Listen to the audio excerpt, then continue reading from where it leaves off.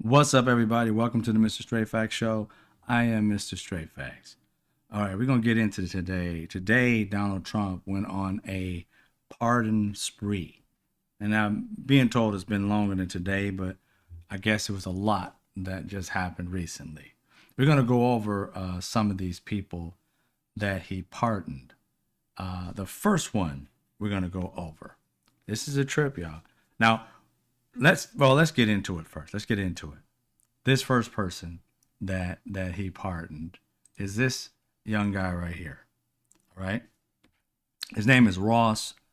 Is it Albright? He's known as a pseudonym. They pseudonym online where he was at doing his thing as Dread Pirate Roberts. I do not know why he came up with that, but that's on him. He was arrested October 2013 for creating and operating something called Silk Road. It was a darknet marketplace that facilitated anonymous sales of illegal goods and services, including drugs. And it was using an encryption in Bitcoin. Now, isn't this crazy how Donald Trump, his sons, and all these people that he's asked to give him millions of dollars are all in this crypto world? It's almost like they're going to get all the criminals they can possibly find to be able to help them with their criminal organization. We all know that Bitcoin and cryptocurrency is a infestation of criminality. Not just the creation of it itself. I don't know what the idea or what somebody thought about. I know they say about it being desensitized and not being decentralized, rather. I get it. But it opens up to a world of crime easily. So that's what this young man did. So in 2015, after he got caught, he was convicted on multiple charges, including conspiracy to traffic narcotics, money laundering, and computer hacking. Now, here's the thing I want you guys to understand. This is a young white guy, right, that created selling everything possible illegal online or through Bitcoin, thinking that he wouldn't get caught because it's all Bitcoin. It's encrypted. So how would you know what I'm doing? And, if you're doing it, I ain't got nothing to do with it. He was making money off of selling drugs and other things online. One of his major drugs that he sold wasn't the only drug, because he sold a lot of stuff by far. Fentanyl. Yeah. He sold fentanyl over crypto through an encryption called Tor encryption. And he also was involved in Bitcoin. This kid made it rich selling everything illegal. Wait a minute. Didn't we have a young person, a Latin person, that they took and snatched because they thought he was a gang member? Oh, wait, it was a lot of Venezuelans. We want to get all the gang members out of our country, all the drug dealers.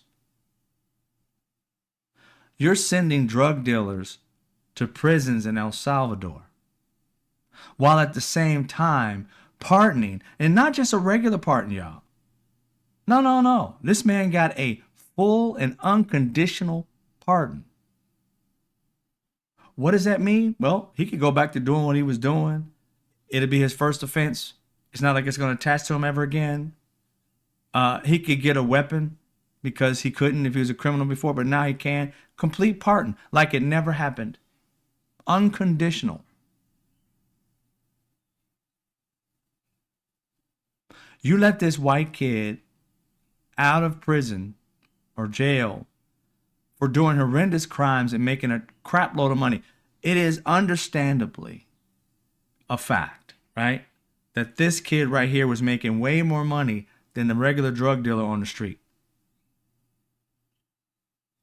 He had the black marketplace open to any and everybody throughout the world to be able to sell in any kind of drug, any amount, any size. You don't know how many pounds of fentanyl went through this dude. And you're talking about you want to stop fentanyl. And this young man right here just got a full and unconditional pardon while they're arresting brown people galore who have never committed a crime, just being brown and an immigrant in this country. And many of them were here legally. He just pardoned this criminal. What makes this kid somebody that you want to let out of jail and give him a full and unconditional pardon, while you would let Venezuelans who just have a tattoo and never committed a crime that you can prove, no due process, none whatsoever?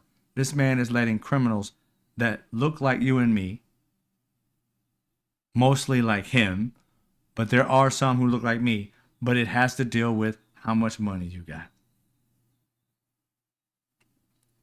A lady just donated one of his Bitcoin event, $1 million. He let that person out, pardoned him. But here's the thing. That person that he let out, she had already given him money before. They wrote a letter, this kid and his mom, literally trying to bribe Donald Trump to get him free. Saying, my mother spent millions of dollars in your campaign to help you become president. That didn't, I guess, help Donald Trump. He's like, whatever. He didn't do anything about it. But they kept in his ear. First of all, how do you get in touch with this man? Not only did they get in touch with Donald Trump once, they got in touch with him more than once to let him know more than once they were putting millions in his coffers. And then the last time she met up or somehow got $1 million into his coffers, and boom, next thing you know, he's freed. These men that are over in an El Salvador prison didn't get due process, and nor can they call you and offer you $1 million or a plane to get the fuck out of prison. That's crazy. Hey, Kristen, how you doing? So this man right here, Donald Trump is getting heavy. Remember, he's investing billions of dollars just recently, talking about investing a little bit under 4 billion, something like that, 3.5, whatever it is, billions of dollars into it. You know, Donald Trump ain't investing his own money. Somebody else is doing that. $3.5 billion or something like that going into Bitcoin or cryptocurrency.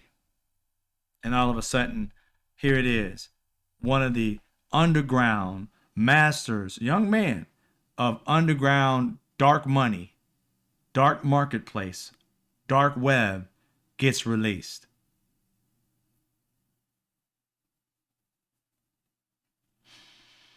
Yeah, and this man sold on his line, on his underground thing, which was called, again, Silk Road. He sold fentanyl along with money laundering. He trafficked narcotics all over the United States, throughout the world. One of the biggest drug dealers is this young man right here. And you said you cared about saving lives on fentanyl, but you just got a guy who sold a crap ton of fentanyl. Undoubtedly killed some people because the drug kills a lot. And they just sprung him free. Full and unconditional pardon. Yeah. Please tell me that you don't. It's like say, tell me how you don't give a damn about drugs in this country, without telling me, because you just showed me. The idea of fentanyl being here and it's killing people, you don't give a fuck about that. There's no way you can let him go and talk about you care about drugs coming into your country. When you get somebody like this who is a mastermind behind pieces of that. He ain't the only person, of course. But you caught him, the government caught him, put him in jail, rightfully so, and they let this man out.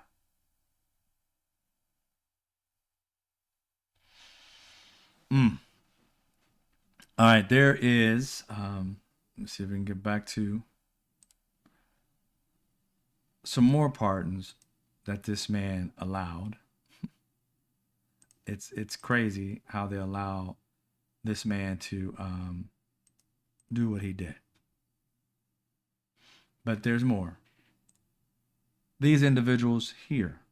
Let me get this.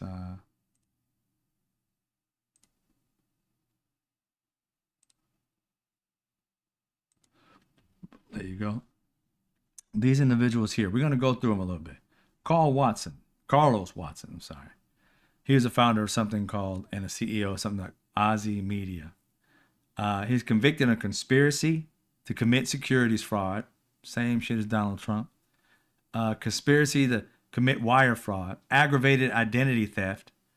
Watson was found guilty of deceiving investors of this Ozzy Media, financial health, and fabricating business relationships. He was sentenced to over 10 years in prison.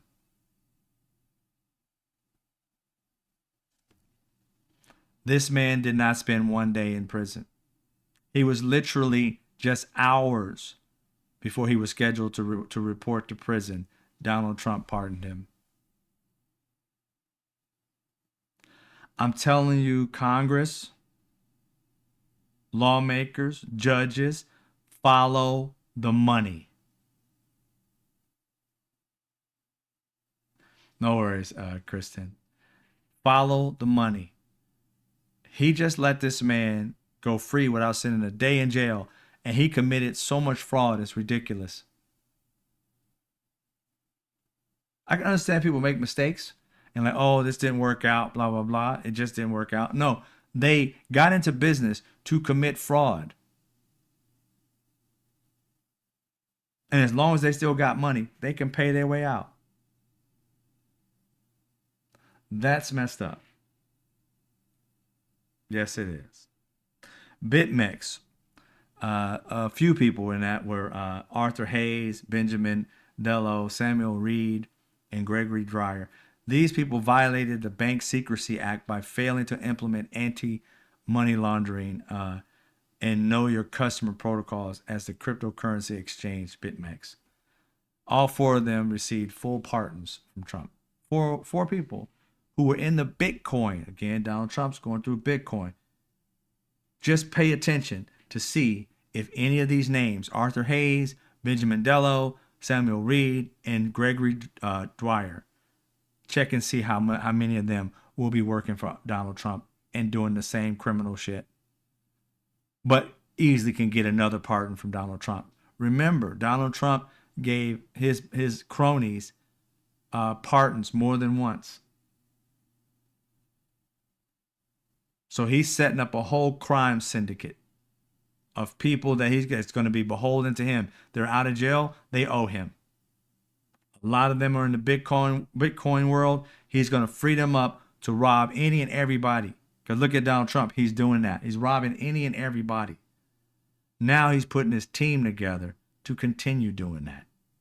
If Bitcoin was safe at any point in time in history, it's no longer. Not with Donald Trump allowing all these criminals in that arena to do what they please. Yeah, my notification's not showing up. I heard somebody tell me, Kristen said that.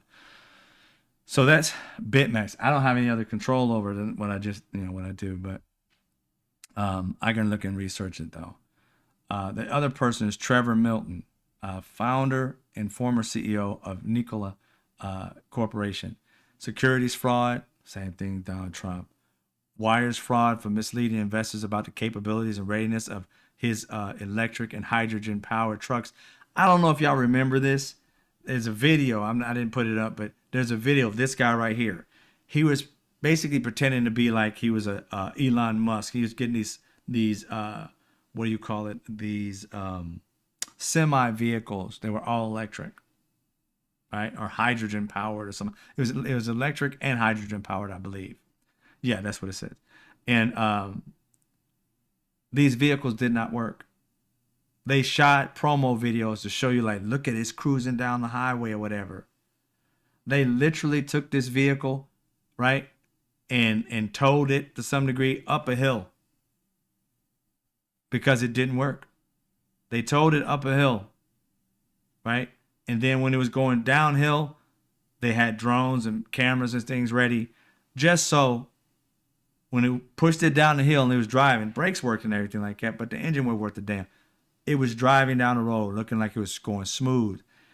It wasn't on. It was just going down the hill because the hill was a certain height going downhill.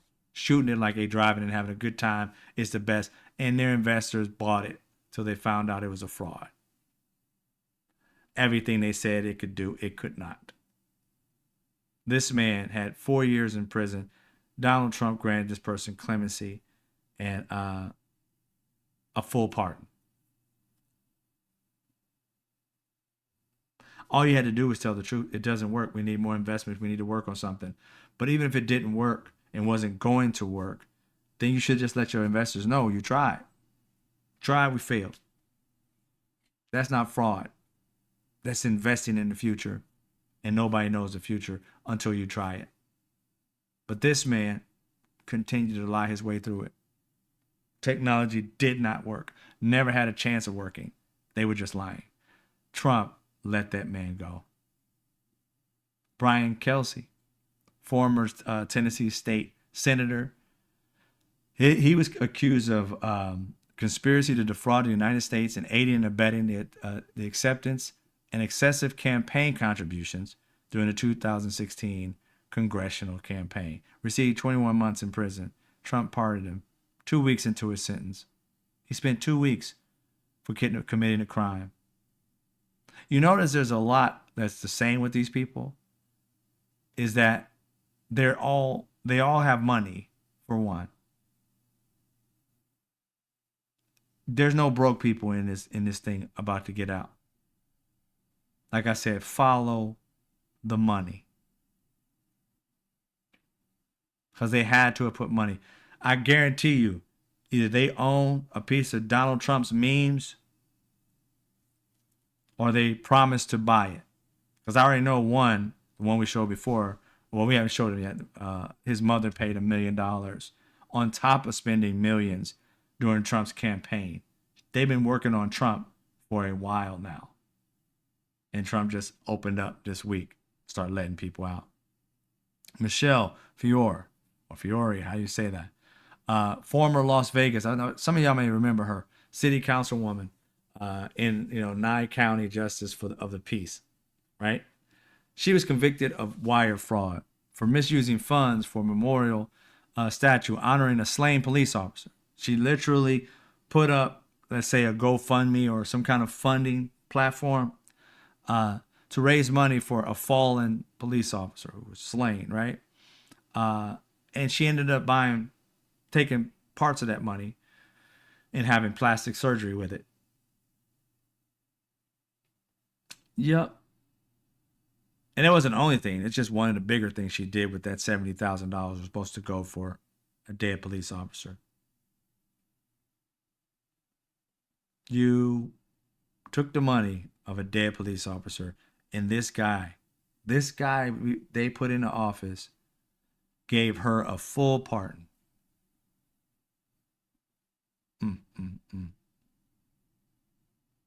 Many of you may have seen, I didn't watch any of their shows, but I used to see them every once in a while. Todd and Julie Christie was on a reality show.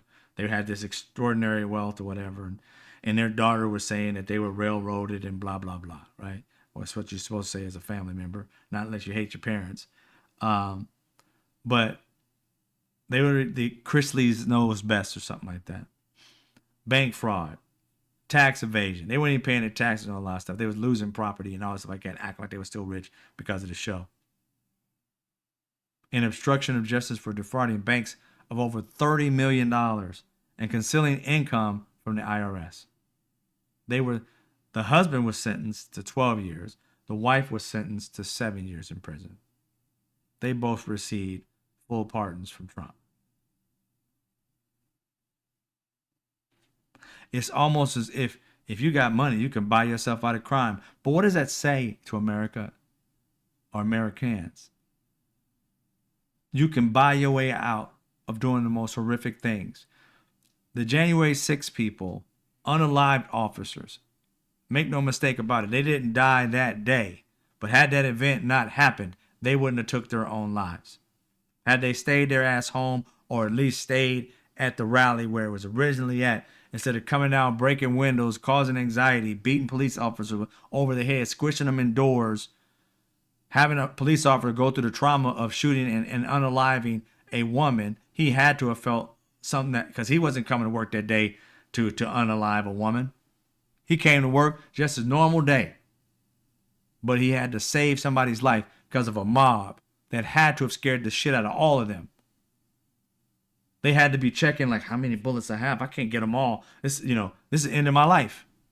Nobody thought it from their perspective. At least these MAGA people didn't. It's all about the MAGA's perspective. Think of how you are in your home, let's say your house, and there's thousands of people coming into your home trying to rob it. Your mind is like, what the fuck? You get your gun, you realize I only got 10 bullets. There's 1,000 people here. I got to make decisions. They didn't think about it from his perspective. Never have. Donald Trump didn't. They all say they love the police. No, they love crime. They love you getting arrested for doing shit wrong. But for them, different rules. We got to rethink this pardon power thing, because it is a cesspool, an infestation for crime. We always thought our presidents were going to be just good people until we hired this evil guy or elected him. And here it is. We have one of the biggest criminals to ever grace. This, to me, worse than any criminal that's ever been out there. There have been criminals out there that have unalived a lot of people at once. There are criminals out there that we talk about all the time, mobsters and shit like that. Trump trumps all of them. He is letting out killers, rapists, everything, fraudsters. One of these people, not this one, his group right here, one of the people that he let go, I didn't cover him. They beat up a child. I mean, a baby. Literally, kicked the baby's ass. And this man let him go. Attacked the child. Pardoned. That wasn't his only crime. That's one of the things he did.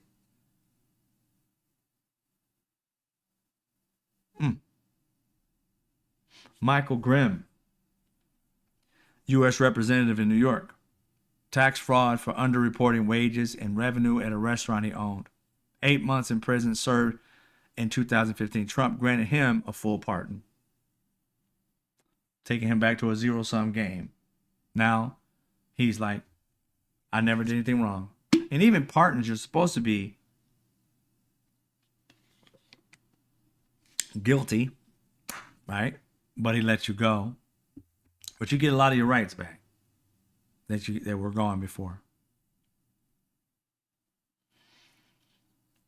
These are the people that Donald Trump, and not all of these, there's more. I'm just not going over all of them. Just some of the most egregious ones that I know of within the time bracket that I have.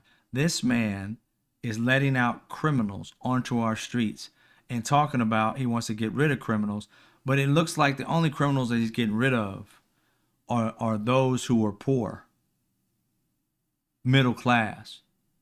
And even if you're not even a criminal, just the fact that you're brown makes you a criminal in this country.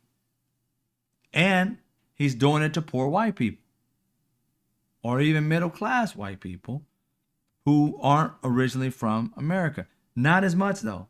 There's like 1 or 2 stories of them happening for white people, but it's still happening. But there's hundreds, if not thousands, it's actually thousands of those who are brown. It's the purging of brown people in this country that they're trying. And they're succeeding for the most part. They're just trying to get numbers. Let their racist people know, hey, look, Look how many people we getting out of here. Millions upon millions came. We're getting them all out of here. They don't want to go through the courts. They want to appease you guys, who these probably not you in here, but the key people who are their MAGAs. They want to appease them by showing, look, we got rid of 1,000, 2,000, 3,000, even though these people are not all criminals. Even though these people, many of them are here legally going through the process. Did you guys know that this is one of the tactics that they're pulling. People who are here as American citizens, mostly brown that I've known this has happened to, but it may be everybody, I don't know. But mostly brown people that I've heard about this from. They go to their legal meetings. Like they have meetings for the immigrants. They have to keep coming back and forth, to go through the different processes, right? So what this regime is doing right now is they have a case, these individuals who are coming here, say this Latin group of people, right? So many of them have to come and speak to their immigration person and fill out forms, next phase. They're having these people come to get to their next phase. They think they're coming to fill out paperwork or go through another phase of trying to become a citizen. They've been doing the right things the entire time. Came here from asylum, for asylum rather. They said it, went through that process. Come to the courts when you're supposed to. It's going to take a while. You're in line. Wait your time. Do this and the other. Report, papers, everything. Meetings, always coming on time. Doing everything right to become a citizen. So get out of your mind that these people have come in and broke the laws. These are people who are following the laws in which we created, America, for immigration to happen in this country. So there's no excuse to tell people to come here the right way. They're coming here the right way.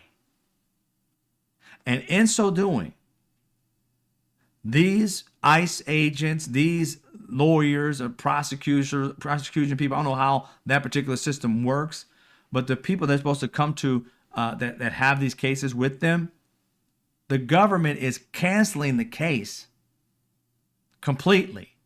And so when the person comes to fill out their form, ICE is waiting.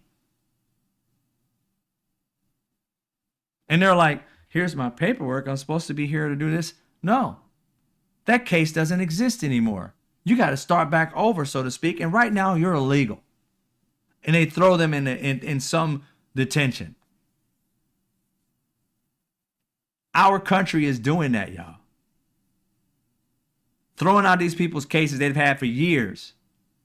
Lying to them and saying that you got to come in and fill out your forms as appointed. And as soon as they get in, their case no longer exists. They canceled it and starting a new one. And the new one is not there. So in between the end of the case and start of a new one, you're in limbo. You're illegal. And they put you in a cage.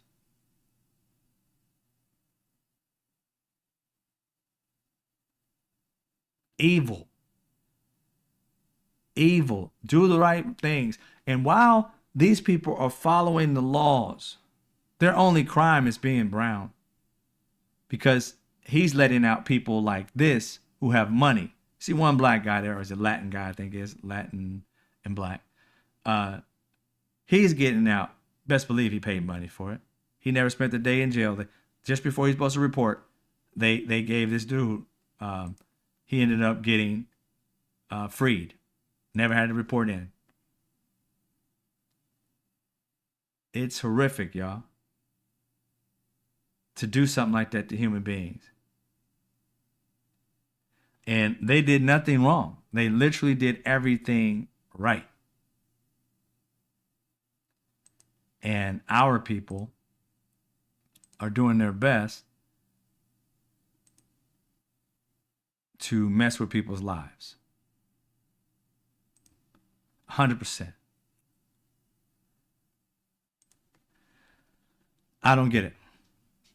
I know there's hate in this world, but damn. I mean, what did these people ever do to you? They're literally following the laws in which you've written.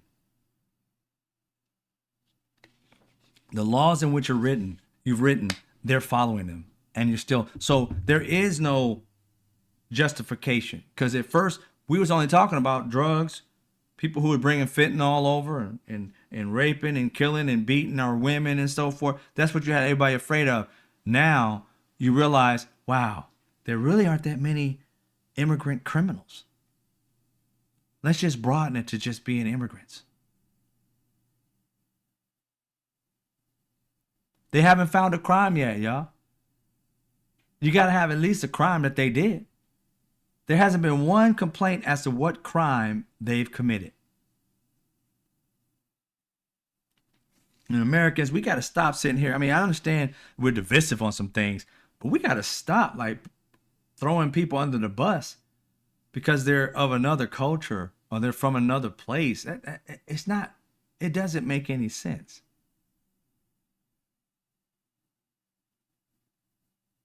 I want people like just to take a hot second. I know we're talking about these things in like third person. It's not us. It's not us. We're talking in a different perspective. Like it's far away. Put yourself in these positions.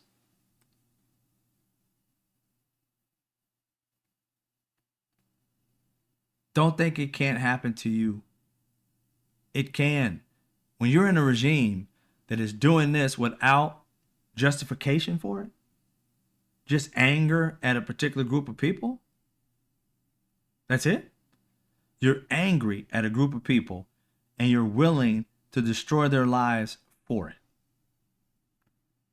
And then justify doing what you did after the fact, not thinking about it prior to, saying, hey, you know what? Did he really just do anything? Or was that just my mind? Maybe I'm thinking this up. Nope. 100% you're reacting to something that you have no clue what just happened. These people are making this shit up as they go. I haven't heard them talk about fentanyl since. It was all supposed to be about crime and drugs coming across our borders. And like I said, that Ross Ulbricht, young guy, he literally brought tons of that shit over here via being on the dark web. Something that he created. And he just pardoned that guy. But threw somebody like Kilmar Abrego Garcia, into an abyss.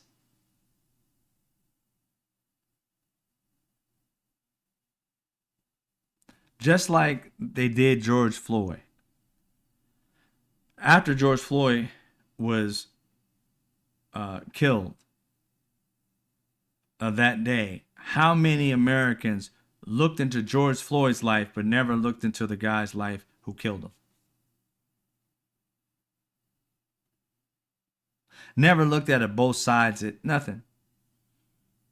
They talked about what George Floyd may have done, and he was doing drugs, and he was this, that, and the other, and he died from this and that. Never listening to the actual report that came through that said that this guy basically was murdered. No, didn't go to that. They went to their imaginations and went to straight lies. Oh, he had drugs, so he must have died of drugs. Was he dying before the cops came? I wasn't seeing him seizing up and dying. It was just... So it's safe to say, if the cops hadn't fucked with him, he would have lived. But you want to try your damnedest to try and say he would have died anyway, justifying the death of a black person. Had they been doing this, and there'd been a black cop putting his knee on the neck of a white man, and I don't care if that man took 700 pounds of crack and cocaine mixed together, these people would still be wanting to have that black man hung for what he did. It shouldn't be a factor of it was happened to a black person or a Latin person or an Asian person. It should be the fact that a person had life in them. A person had life in them, and somebody need the life out of them. It has nothing to do with that person being black, white, Latin, I don't care, green, purple. That's the problem. We literally are sitting here talking about, in this situation and in George Floyd's situation and others, about a person's race. They're validating a drug king that's white and villainizing men that we don't even know ever sold a drug. They're immigrants. You villainize immigrants and rationalize a white drug criminal, money laundering, computer hacking white kid. You've validated him as a good and decent human when he literally took advantage of a lot of people's lives. I'm sure lives were lost in what he was doing. I'm sure lives were destroyed in what he was doing. They didn't care. Donald Trump and his minions don't care. They haven't brought up one instance that this man has done via selling fentanyl and every drug known to human beings on the planet this man was selling on the dark web. There have been lives lost, I'm sure, with the amount of drugs he was selling. Not once has Donald Trump or any of his minions came out and said, look, this white girl died at the hands of this white kid who was a drug lord. We need to get the drugs off the streets. None of that shit. We have no idea what this guy has killed by doing what he did. This white kid. But he gets a full pardon. And they try to justify killing George Floyd and exonerate the white officer who, within our own eyes, took the guy's life. And there's a justification for it. I don't care if George Floyd was beating him upside the head. Tase him, do something like that. And if it came to the point of having to shoot, that's fine. But to just sit on somebody's neck once they gave up, come on. Justification. And here we are pardoning white and rich criminals. I promise you, the names I just told you, go back and look at them. Look at the photographs. I promise you, before the year is up, one, if not all, are going to be under Donald Trump's crime syndicate. You're going to see that they're going to be doing Bitcoin shit for him. This dude, the Albright, big time Bitcoin person. One of the other people I told you, big time Bitcoin person. These people will be working for Donald Trump, breaking laws because Donald Trump will pardon them and he's immune. Huge crime syndicate. Huge crime syndicate. That's what he's building. Trust it. It's just weird how people who went to jail for doing illegal stuff in the Bitcoin and cryptocurrencies are getting let free. All right. One of the things that happened here recently, I don't know if it was just yesterday but here recently, there is a Republican representative, and I made a video of it if you see it on my page. But this person, Mike Flood, had a town hall meeting, right? And I'm only going to show a part. This is part of the video that I shot. But he had a town hall meeting, and in his town hall meeting, he said something that truly shocked me, that he said it, that he admitted it, but it doesn't get any better that he said it. You feel me? So we're going to listen to it. The lady asked him a question, and his response is just epic. Epic fail, of course, but just epic. But we're going to listen to that here right this second, if I can get it ready to go. What's up, everybody? Have you guys seen this? Please tell us why you voted to approve a budget bill that includes Section 70302, which effectively prohibits federal courts from enforcing contempt orders, which would then allow current and future administrations to ignore those contempt orders by removing the enforcement capabilities. I do not agree with that section that was added to that bill. Why vote for it?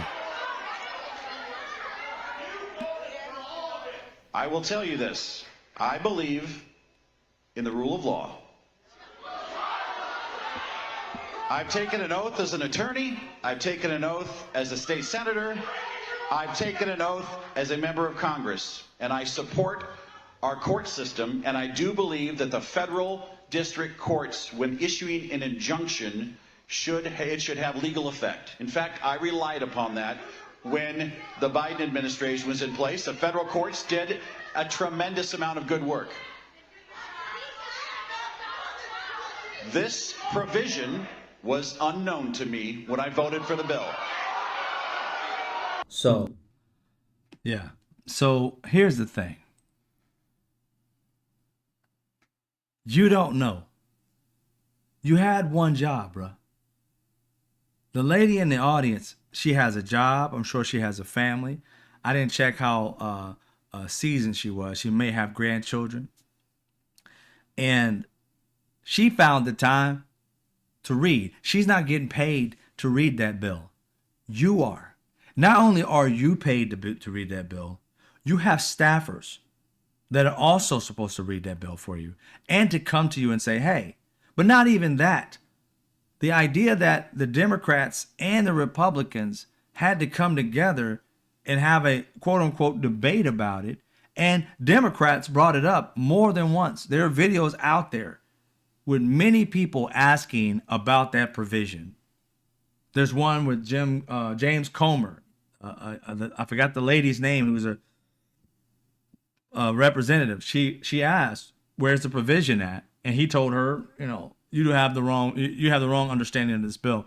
And she kept asking him. James Comer and his sidekick had no idea. His assistant or whomever kept telling her that she was out of she had it out of context. It's like, no, I'm reading it directly, verbatim. What's out of context from verbatim, exact words? They couldn't come up with anything. So you can't tell me, were you absent that day? Representative Mike Flood, were you asleep when they were talking about this in the meetings? I mean, where were you that you say you didn't know about it? That's not an excuse. That's pitiful. You're getting paid to know. Your representatives sent you there because they were hoping that you were the student that literally came to work and did exactly what the fuck you said you was going to do, as opposed to sitting there and allowing people who read it for you to just go through it. It's not their fault. It's partially their fault, but it's not all their fault. You came there to do a job. You guys haven't passed that many bills, yo. This is the big, beautiful bill, the one that you had to pay all the attention to. And you paid none. He came out spewing different things about Medicare and Medicaid. And there's something I got to address, just Americans alone, right? They're in Nebraska, right? They have a low unemployment rate, lower than average. Average is somewhere in 4 something. In Nebraska, it's somewhere around 2.9 or something like that. But it's ticked up. It used to be like 2.5. So it's been going up. The unemployment rate's been going up there. He tried to tell his audience, his constituents, that they're gonna be messing with the he said Medicaid, or not Medicare, but Medicaid, whatever he said. But to be fair, here in Nebraska, we're looking at, the Medicaid, whatever. You just gotta work. You know what I'm saying? You gotta have a job and do that. In our particular state, we don't have that problem. That's more like California, places like that, the blue states that are having that problem. And therefore, it won't really affect us that much. Does he think they're stupid?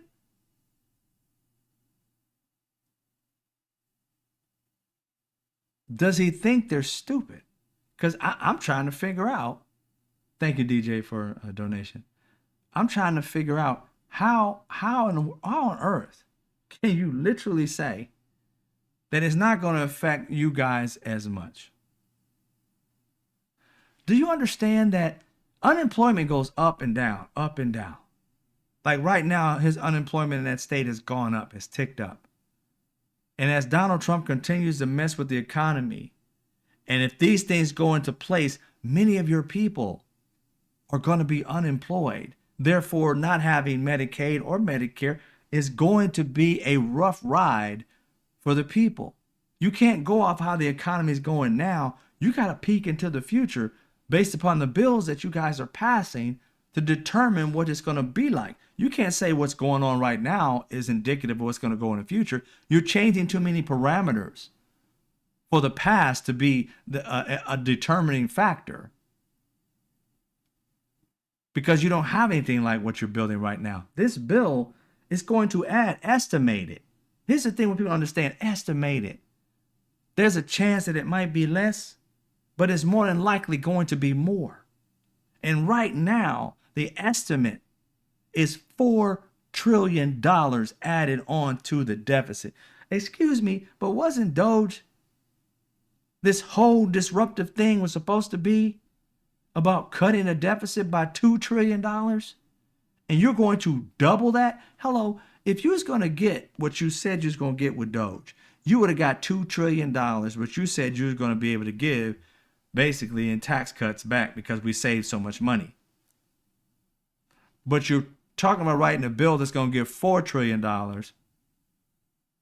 and put us at about $4 trillion in the debt. How is $2 trillion saving and then spending $4 trillion more?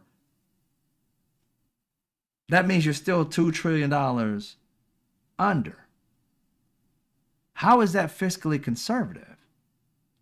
And the reality is they haven't been able to get $2 trillion. They overshot themselves believing that $2 trillion could happen.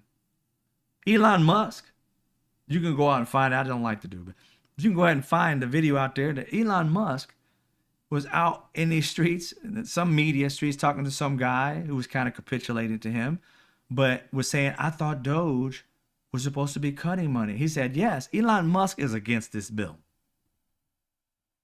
That's in, in theory, because that's what he said. But wait a minute.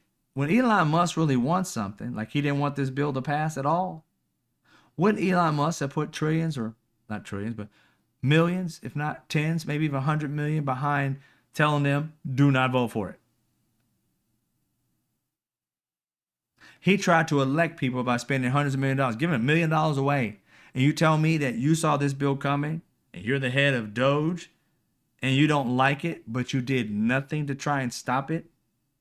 Sounds like somebody's trying to get back on the right side of history without having to actually put any money or anything else behind his words but his words. But when it came to trying to destroy America, all that dude put hundreds of millions of dollars into people's pockets, traveled all over the place, buying some studded fucking like a bejeweled or bedazzled like saw and shit in the air. So like, what the? You went and did all that for what you believed in to F up our country. But then all of a sudden you say, wait a minute, all the work I did, they're negating. It sounds like Doge was really this bullshit to begin with, wasn't it? Obviously it was. That was a campaign promise. We're going to go in and cut everything. They ain't cutting shit. They're going in and swampifying the hell out of it. You thought it was a swamp before. It's the super swamp now. You got a president taking $400 million planes, saying he would take another gift from an African country if they had a plane, he would have took it. There is nothing he won't do for money. Where's the integrity? Where's the patriot? The dude literally said, I hope you can believe it now, but I know MAGA still lost, that military people, oh yeah, suckers and losers. That's what he said.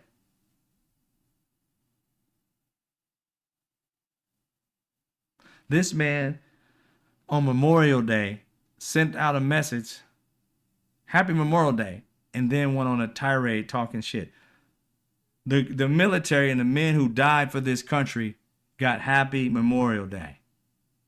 Then he had 400 other words of disrespect. You couldn't separate those and just make it just about the military? Thank you for your service? No, because he couldn't say what he really wanted to say. Why do we care about these suckers and losers? Because he showed you he didn't give a damn about them.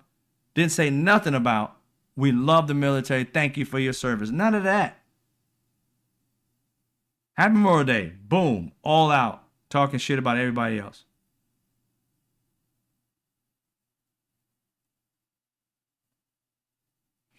That's what this country's come to. That's what it's come to. But this Mike Flood did not listen to his constituents. And I'm afraid that's what they're doing to all of us, not listening.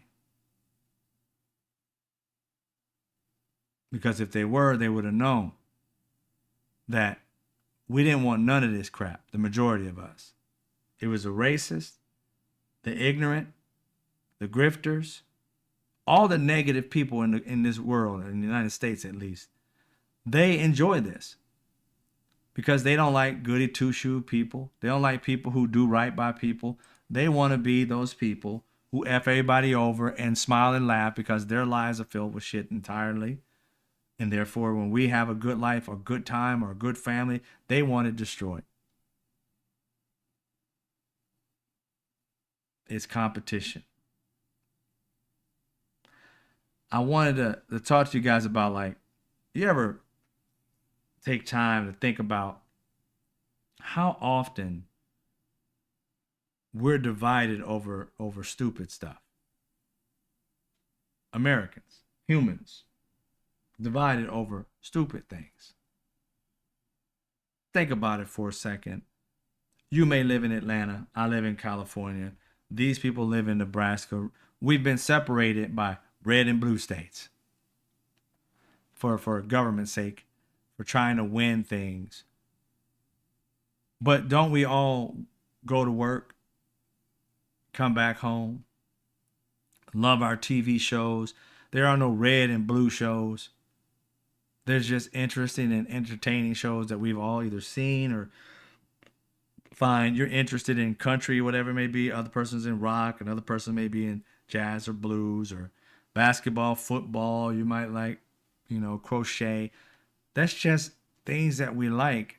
But when it comes down to the core, we all have those feelings of joy and like in different things. It's those things that connect us more than divide us. But we find time to find division in things. How often have you tried to find unison in things? Right? It's usually when you're doing the same thing. You may have unison, like you're on the same team playing basketball or tennis or volleyball. You're unified in winning. Well, how about winning at this human thing? Why do I have to be, and I don't have this, but I notice this often. Somebody in Mississippi's got an issue. This dude with somebody in California, East Coast or West Coast. And it's crazy how personally I live in California.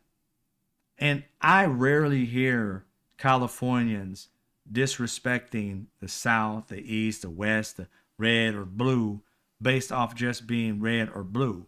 It's all about, can you believe what Trump is saying? This doesn't make any sense. And who would try to tell somebody what to do with their bodies? And that's usually coming from a red or blue state, and mostly red states that are controlling people or that need more funding from more liberal and richer states. Fine. But you never, and I haven't, I don't hear richer states talking crap about the South or the East or the West on a regular basis. It is always, I see Republicans. I don't see any Democrats saying stuff about always these red states that are just difficult and disrespectful, and they try to at least somehow be in the middle. It is always these MAGAs, some of these Republicans that are out here, that are pundits, that are always trying to make it seem like, the educated people are hoity-toity. I'm like, you could be educated too. It shouldn't be that you came from Alabama and you're just a dumbass. That should not be the case. But you're trying to say that people who actually go in for education, whether they go to a Harvard or to a UCLA, somehow they're hoity-toity because they love to learn and those facilities are good at it. Just like if you're good at farming, you're going to go somewhere and learn how to fix, a tractor or a trailer or something like that a person in the North would not give two shits about, and understand that it's a talent and a skill that they don't have. They're not jealous of you. They're not saying that you're not smart because of it. They're like, wow, you know how to build that at 15? I mean, come on. The idea of us splitting hairs over stupid shit, it just seems to me that there's some entity, some force that is dividing us over stupid stuff.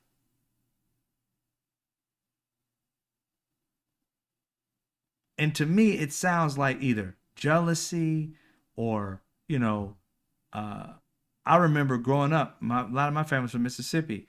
Because I was educated, they had educated a certain way. It's like they had an issue with it.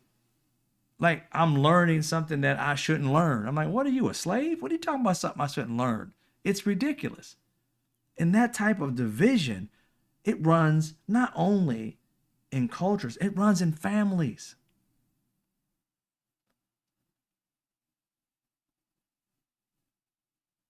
And the sad part about it is that evil people utilize these like divisions that we've cultivated over the years for their advantage. They see these politicians, they see the economic wins by dividing and conquering. And the people should see that the only way we win is getting rid of the divisions and finding unison rather. And the reality is that we're not going to be agreeable. We're not going to agree on everything, but we can be agreeable. I mean, I don't agree on certain things that people say about their religion, but I respect it. Agree to disagree. But it comes with the fact that when people have a certain belief, in the sense of not necessarily fact or fiction, but a certain belief, like I believe in being a monk and I believe in being, against it. I'm an atheist. A monk or an atheist should not be to hate each other or be forced to be each other's like same mind or mental capacity. It's like if an atheist says, I don't believe, a monk or a Christian or a Muslim shouldn't be like, I don't like you because you don't believe and you're not of this and all that. It's like in every religion that I've even went to, a friend invited me to, up until lately, it was loving and caring and accepting. The ones that I went to, I can't say all of them were like that. But it's been like the past, I don't know, decade that it's become so divisive. I don't know if I got this video, but there's a video on YouTube on TikTok, I think it was, or Instagram, where there's a pastor. If I could find it, I'll make a video and put it up. But there's a pastor talking about how Christianity has been stolen by these white nationalists. That they're talking about, in order to fill a church, they rather preach the gospel of Donald Trump than the gospel, of Jesus Christ. And how he's a pastor himself and how he's witnessing how none of these people are really doing the work of the Lord. They look down on poor people as opposed to trying to help them. They think of them helping anybody poor as being woke. Now something's wrong. If you in a religion that thinks that helping people is woke. That right there is special. Because how do you look at the Bible and read about Jesus? Jesus is woke. So who are you worshiping in the Bible if it ain't Jesus? If you're a Christian. It's scary, y'all. It's very scary that people have that type of mindset and live that type of mindset. I don't understand it, but it is what it is. I've been, just thinking about how we're going to deal with that in the future, but it is what it is. Now, one other thing before I go is to discuss about the things that happen in Nebraska.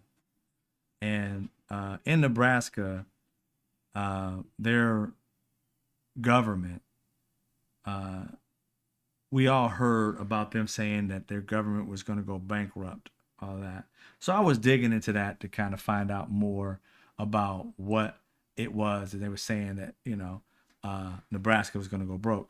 And it turns out after digging into it, they were under some very tough situations to try and fund their government. Now, Nebraska's a conservative state, of course. And then I got into the weeds of where Republicans, they always talk about their states being fiscally conservative and they balance their budgets and stuff of that nature. And therefore they have this ideology that they're better with their governments. They'll say like, in my state, in the red states, our budgets are always balanced, and in the blue states, you guys are not. So we're better states than you. Like I said, this divisive thing, and I started looking into that. It is so dishonest.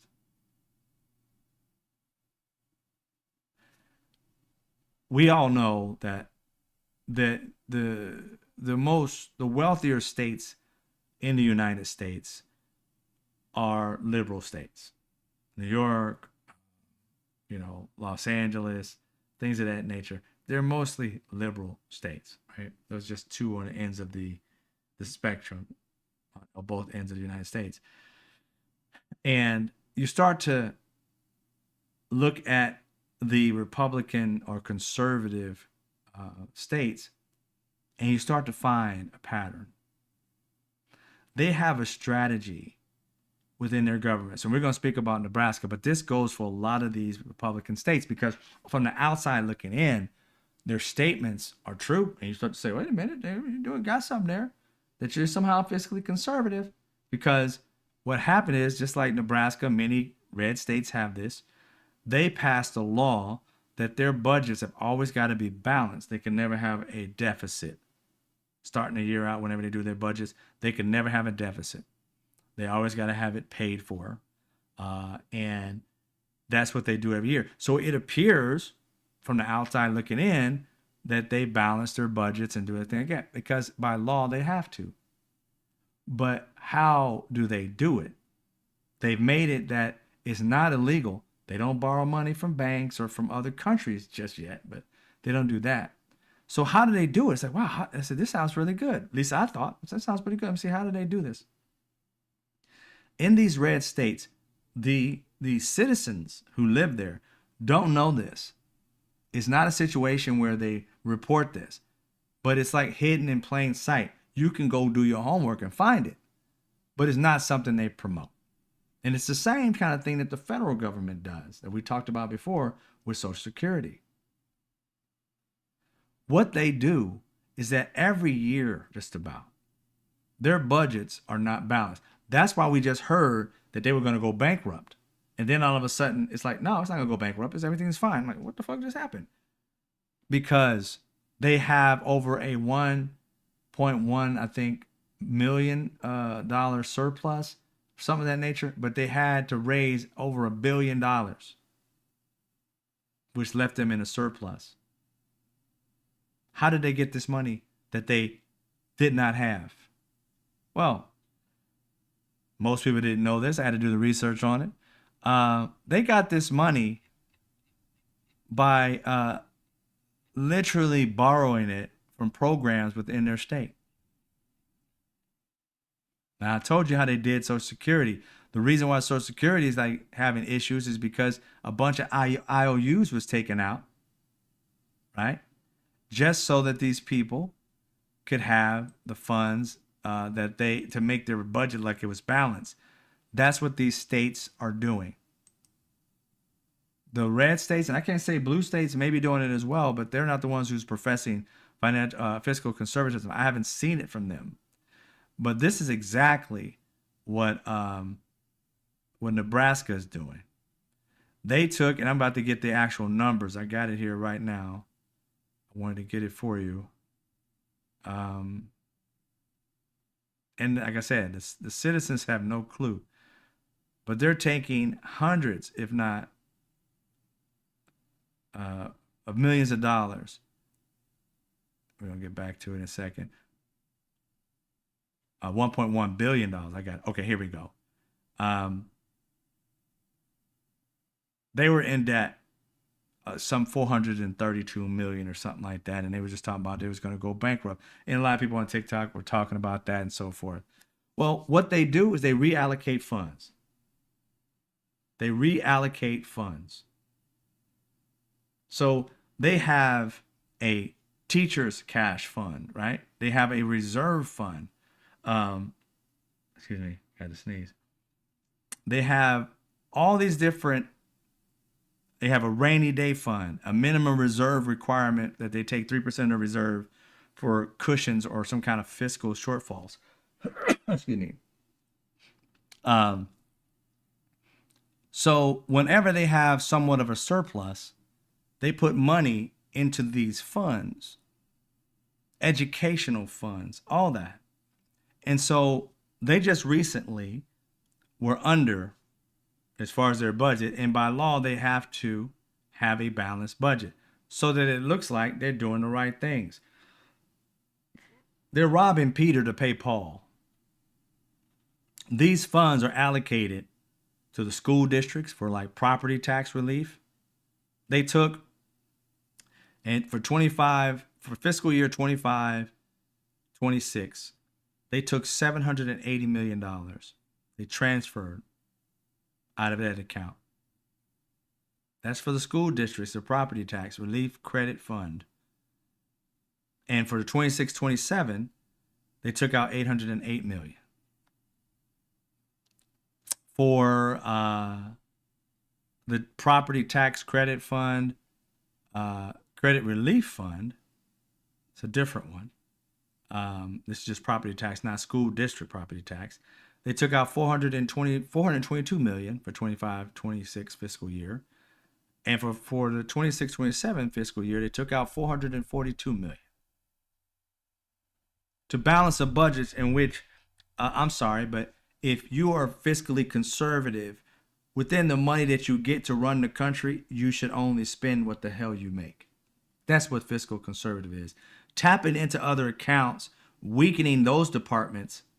What if a actual thing happened that they needed this money? Where would they get it from?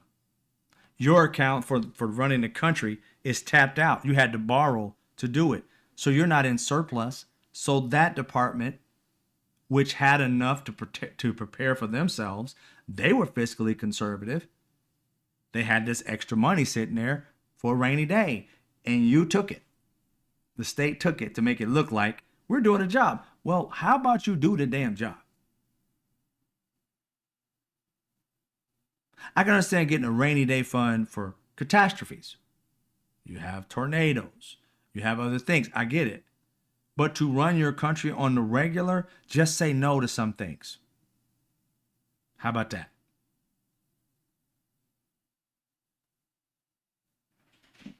Get somebody, have a situation where, the executives who are working for you can take a pay cut because it's your fault that you didn't match up what you said you was going to do anyway.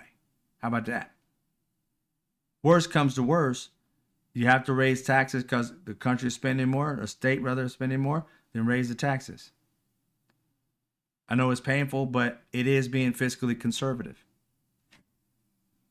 Allocated for other departments so that you can make it look like you're fiscally conservative. Then you go tell Democrat states that we always have our stuff, our budget balanced. You guys don't. That's because they're going off of what the hell they make. Those other departments are for those other departments. I told you guys, Republicans have never balanced shit. They always spend more than they make, and they created these laws so that they can make it look like they're following their budget, but they're literally stealing from Peter to pay Paul. And it's just insane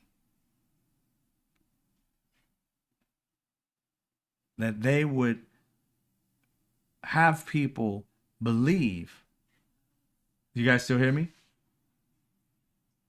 Somebody said somebody had disconnect.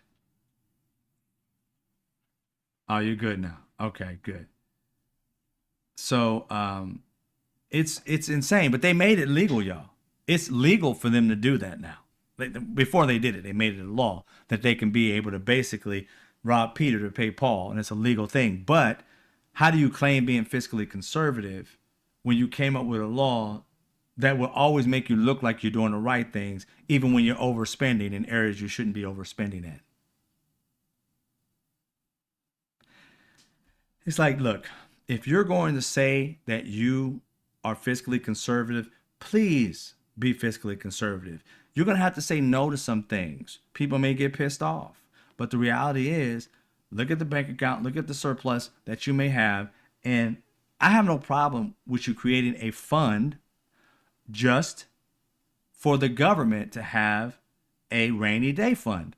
That makes sense. Your rainy day fund should not be robbing the teacher's fund or the property tax fund or some other tax fund. Create your own fund for the government that it can be put into something, that it may even accrue some interest, so that if something happens, you can pull from that. But just going into any random fund where people are putting money aside for teachers and community colleges. They took $266 million from a community college future fund for fiscal year 2025-26. $279 million for fiscal year 26-27 from the same community college fund.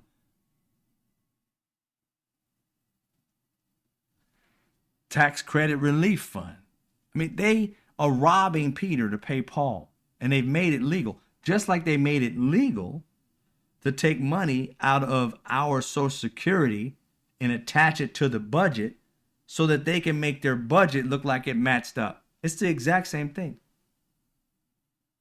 Our Social Security would never be in a situation of going solvent and having an issue or anything of that nature if they had kept their grubby hands off the money in which we put in there, and that money that was in there from day one had never been touched. We would have a huge surplus, and our people would not be sitting here having a conversation about let's get rid of Social Security or let's tap into Social Security. You should have kept your greedy ass hands off of it from the begin with.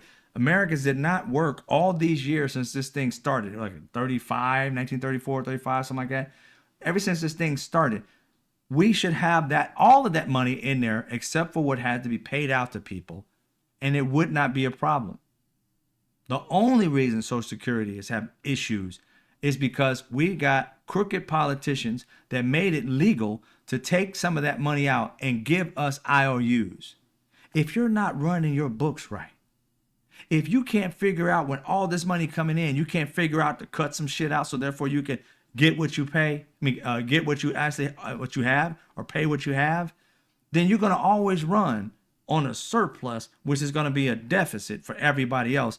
And you're never going to be able to pay back that fund. That's why we're trillions of dollars in this country in debt, because what we do, we never pay for. And every 4 years, you got one party, or 8 years, depending, but every time it changes from Democrat to Republican, you got Democrats creating things and bills and stuff like that they always say is paid for. You go look at it, and it is paid for. It may take 10 years to pay for, but it's paid for down the line. You got Republicans who do things that say, we just want to give you guys money back. How is it paid for? Well, we got this trickle-down effect. Well, that doesn't work. What you got? The same shit. They don't have a different plan. As long as Americans keep falling for this trickle-down crap, every time they're in office, we're building a deficit that's astronomical. They never have a way of paying for jack. They want to get rid of programs. Just like they wanted to get rid of Social Security because they had taken so many trillions of dollars out of it, they don't want to pay it back.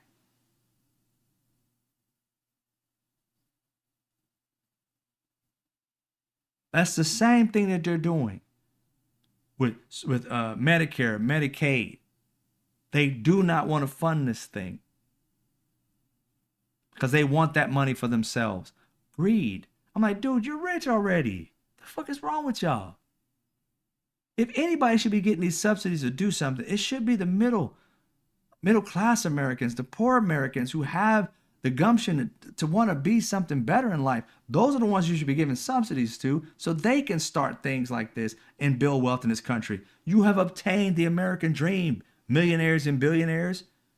Why should the government keep on giving you more? They should tap out at some point and give other people the opportunity.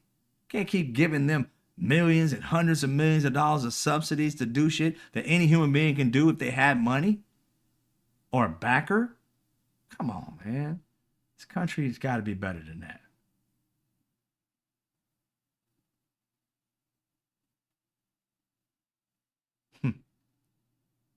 They even took money from investment earnings.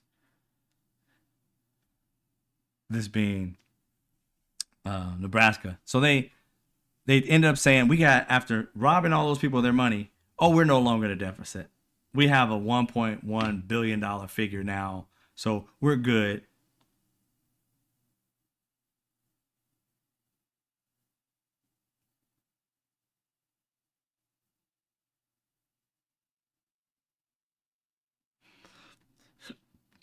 And they did all of this. Think about it. All this money they took out of these funds. Guess what this Republican state's talking about doing with the money that they ended up having some of a surplus in, that they ended up balancing the budget. These funds they took from all these other departments. What do you think they're going to do with the money that they think they have left over? It's all a part of this state. It's their effort to provide tax relief to their residents. They're trying to give them tax cuts. You can't balance the budget because you're in a deficit. So you rob a bunch of plans that have surpluses in them so that you can get it balanced, so that you can give away money that you don't have in tax cuts. These are horrible accountants. Who does this shit? You wouldn't manage your home like this. Soon as you get to break even, you're going to spend a shit ton of money. I don't know, ladies and gentlemen. It's depressing to look at that. And that's Nebraska. And a lot of conservative states follow that exact same strategy. I'm going to get into the weeds later on tonight to see how many states do this. How many Democrat states do this? Because I think Americans need to know that at some point you got to sit there and say, I don't know which group, class of Republicans and Democrats or politicians decided that this shit was okay, but the rest of us say, it's not okay. If we pay taxes for property taxes, we want that shit to fix the roads, take care of the neighborhood, not to be thrown into a plan because you overspent somewhere else. That's not what we put it in there for. And you shouldn't be able to make a law to tell yourselves that you're going to be able to allocate that money somewhere else without telling the people, hey, look, we're going to take money out of that fund that you guys are supposed to be for your roads. Yeah, trees and stuff that fall down. I was like, we're going to take money out of that and put it over here. For what?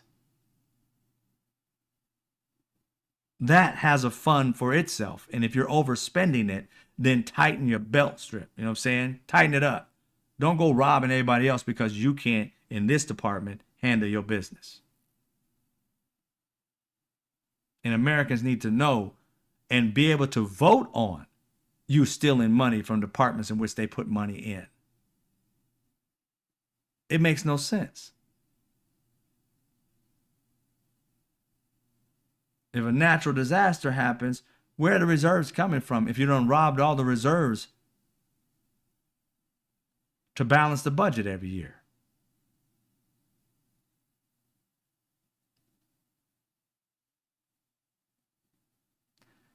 It's disheartening to think that people who say they go into being in politics to be a civil servant, to serve the people,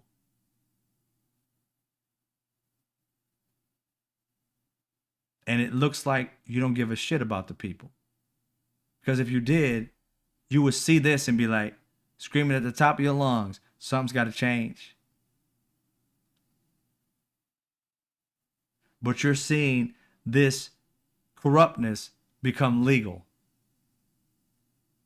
Do you know if you have, let's say, a bank account, that's a business bank account, you and me, not the government, you and me, if you have a bank account, let's say a checking account that's personal, and you got a It ain't even gotta be no huge business. Let's say it's a home business, right? You got a section of your home where you make T-shirts and hats and all of that. You just do it yourself. You write off that particular area, and that's it.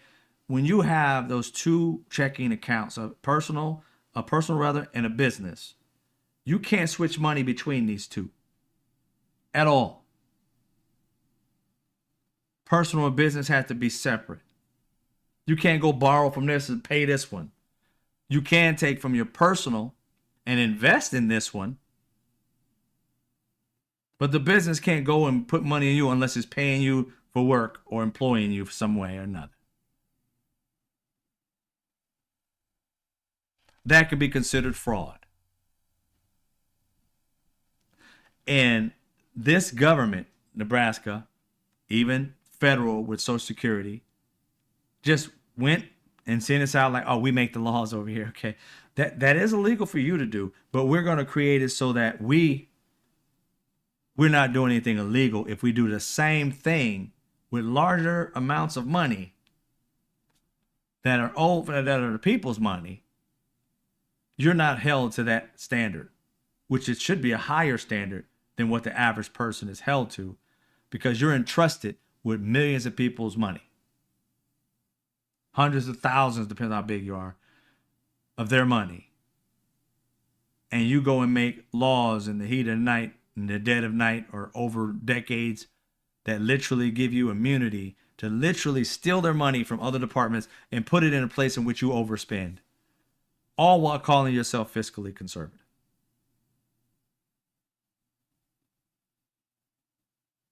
It's a huge trust issue. It's like, man, how can you trust somebody that takes your money and tells you going to do one thing with it and does another?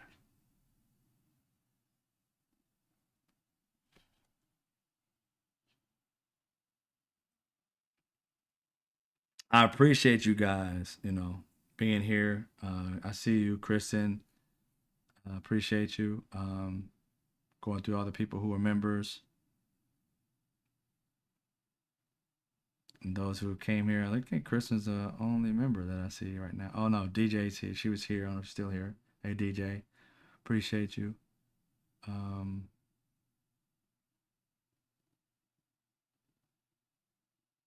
I see all y'all in here. There we go. But it's just crazy. It's crazy how this country has decided. Part of it has decided that it's just gonna chuck the Constitution, chuck the laws, the rule of law, chuck it all for money. Well, anyway, that's pretty much what I had to say today. I want to thank y'all for being here. And, we're doing better by the country. We love America. We love the people in it. We have good hearts. And, I've had people ask me, like, why don't you get into, politics and anything like that? Because I probably cuss all of them out once I got there. I promise you that. You know what I mean? As soon as they did something like that, I'd probably cuss them out and they'd be like, censoring the hell out of me because I wouldn't take any other crap. Plus, running for office, I would just be too blunt. People would be like, oh, he just, they wouldn't elect me anyway because I'd be just too honest. But I often, I think about we can do better work outside of the government, better work outside to fix it, because it's the people that need to be motivated for change. And that's going to take some work, some time. It's going to take somebody with a good heart to do it. I think I'm up to par. I'm up to the task. And, that's what we're going to do. Yeah. Jasmine Crockett does cuss, Kristen. That's funny. Yeah, she said, fuck him. I like that part. But yeah, and, it's just a tough one for that. But I think outside of government, we can make things happen and force people to go down the right path. And that's what I'm working on, and becoming partners with everybody. I've told you guys about the platform I'm building. I go to it every night after I get off live with y'all. I get right to it. Tonight I got a show, my show right after this. is going to be my mental health show. Got to have time to break away and have mental health. If you guys aren't taking care of your mental health, please do meditate, relax, because this stuff is a lot. It's a lot on your shoulders, and I understand life in general. There's a lot on your shoulders. To have, you have to deal with the ills of your president and the rising costs of things and tariffs and criminals being put back on the street and all these different things that are happening in your neighborhoods because of this and Karens coming out and Kens, whatever they call the guys, saying racist things and being less safe and sexist things and trans people being under attack in many ways, even though they're not all in sports. They just make it. It's weird how it's like 10 trans people in sports, period, in the history of sports and shit, and they make it seem like it's like every fifth athlete is a fucking like trans person trying to take your place. It's insane, but it's all these crappy things that I think that good people. If I just put it this way, if these nut jobs figured out a way to get empowered and do something to change this world to this hateful, disrespectful, jealous, racist, sexist, xenophobic, if those small percentage of people can pull together and make this country so divided, us smarter, us more in number, if we unify, we can put them back into the cave from whence they came. It's time for us to rise above all this crap. And the only way we do it is that we unite. We unite around an ideal that America should be a place for us to come and dream and finally get that American dream, whatever that means to you. But what it starts with is our Constitution. What it starts with is telling the fucking truth. It starts with respecting one another, right? And looking inward as to what we can share with others. What's our brilliance that we can leave behind and leave a legacy of, I'm trying to build a better place for the people behind me. Right now, they're building a worse place for our kids. This bill is $4 trillion added onto our deficit. Why? To give people tax cuts? Do you think about that? You're borrowing money, people, to give to people. For what? When we have a deficit, we make $4 million in the bank, $4 trillion in the bank. We're going to be $4 trillion over. That means we got to borrow that from China, from Japan and other countries. And we're going to give the money away in hopes that it's going to stimulate the economy and that somehow this money is going to come back. Why are we playing Russian roulette with our kids' future when we can literally spend less and grow accordingly? Nobody needs this tax cut to come back. Lower the tariffs so that we don't cost them. Make this $0 for tariffs. Shit. That way we can buy shit and don't have to pay no extra. The company don't have to pay any extra. They can lower the price of shit. They'll still make money and we'll buy more of it. It'll look like we got a raise because the shit costs less now because there's no tariffs on no dollars or anything on the tariffs. That's helping us. We don't have to borrow any money. Spend what we make. And if we create more jobs, we'll make more money into the bank. And therefore, instead of $4 trillion we pick, we might, out of taxes, have $6 trillion and grow the economy accordingly. As you get more, grow more. Don't force growth by putting $4 trillion out there and hoping people are going to actually do right by it, when you know these billionaires are going to pocket it. It's cyclical. To continue fucking up and never trying to fix it. Having the poorest of Americans, the middle class, pay for the rich people gambling. And when they get these proceeds, they don't give back. They're like, thank you for giving me money so I can become a gazillionaire. Oh, well, we helped you. We gave you the money. You gonna give us a piece? Nope. We loaned the money to you. You ain't gonna pay it back? Nope.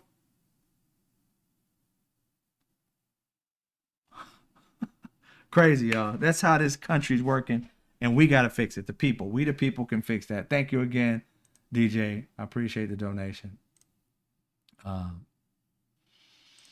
So we're going to have to figure this all out and work on being unified around the same things. I got one or two of you guys, I got your email on the info at straightfactsnochaser.com. Again, like I said, send me the information about the things you buy, things you love, whether it be leather, suede, whether it be, lotions, whatever, makeup, razors, all that. I'm going to find the manufacturers and try and get quality products, not cheap.